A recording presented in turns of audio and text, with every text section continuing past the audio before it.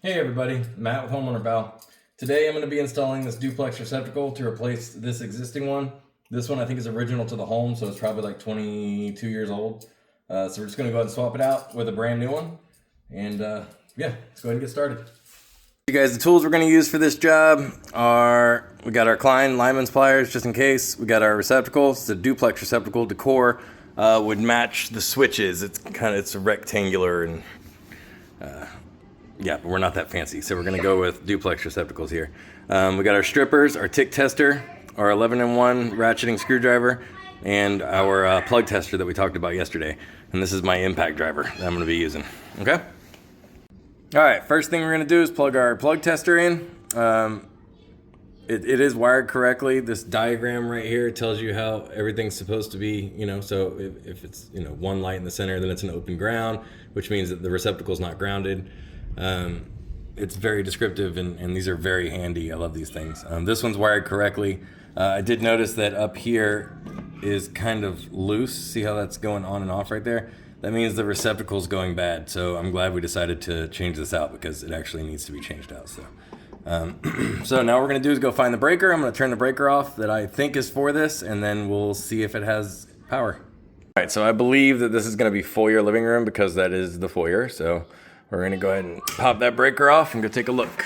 All right, so it is off, so that tells me that there is no power. We're gonna take it all apart and then we're gonna pull the receptacle out and then we're still gonna test it with our tick tester just to make sure that there's no power. All right, pop our plug tester out. Use our trim screwdriver because we're gonna reuse this plate. So our trim flathead, it's not stuck to the paint so we can pull it right off. And then for these screws and the screws on the side of the receptacle, I like to use this small square tip bit that comes in the 11-in-1. The ratcheting 11-in-1 from Klein, it also can be used on your impact as well. So it's very useful. So we're gonna pop these screws out real quick. And take a look. So we're gonna use our tick tester.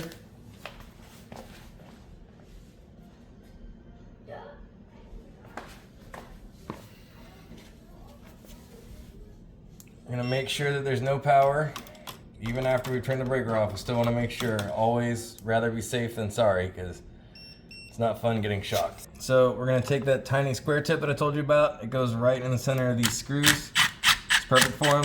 We're just gonna pull the whole screw out. We don't need to salvage the receptacle, so we're just taking it all apart. Get them all apart. Okay. Then we are going to straighten our wires out.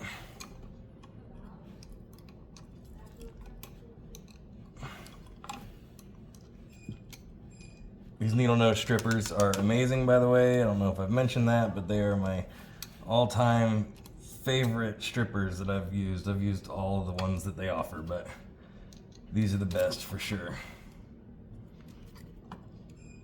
They're just so useful.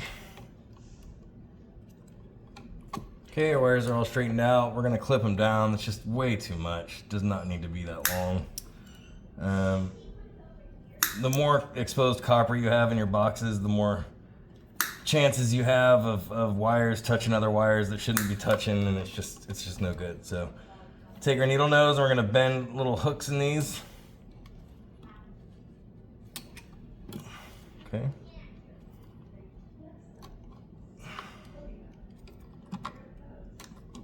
Each one of them is gonna get a little hook bend. And then we need to bend them the way that they need to be going to tighten onto the screw the correct way. So on our receptacle, we have gold screws for hot wires, power wires. We have silver screws for our neutral white wires. And then we've got a green screw for our ground, which is our bare wire, okay? So we're always gonna do our grounds first. So we hook it on here the way that the screw is going to tighten. So that way whenever our loop right here gets tightened as we tighten the screw. That's the best way to ensure that you're getting a good connection and a good hold. We do our neutrals next. Just snap it right there. And you're going to want to kind of pull on the receptacle a little bit and hold the wire tight, like pulling on the wire a little bit so it keeps it in here so it doesn't pop out while you're tightening it. You tighten it down. You don't want to over tighten these. It might be best to use a screwdriver the first couple times you do this, just in case, so you don't damage anything. Because if you over tighten it, it'll strip the screw out inside there. We're gonna do the same thing here. Okay, it's nice and snug, nice and tight. You're gonna tug on everything, move it around, see if it moves under the screw. As long as it doesn't, then you're good to go. We'll do the same with our hot wires up here. Pop it on. Make sure you pulled it. Tighten it down. Okay. All right. Now I'm gonna go over these with a flat head just to ensure that they are tightened down well. Okay, that one's good. That one's good.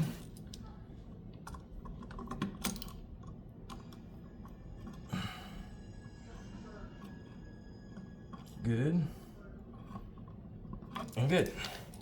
Okay, and our ground is tight. So we're gonna take it. You wanna make sure your ground is separated away from your hots. You wanna tuck your wires kind of back in the way they came out. You do not want your ground touching, so you need to make sure that your ground is going that way. And then we're gonna take our impact. You don't wanna over tighten it, just like everything else. You wanna make sure you just tighten it just enough to sit flush with the sheetrock. Might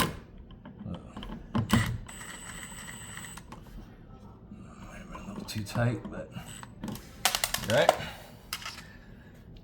You can take your trim screwdriver, something I learned long ago. You can put it in your ground and you can kind of straighten your device out a little bit. There we go. And then we put our plate back on.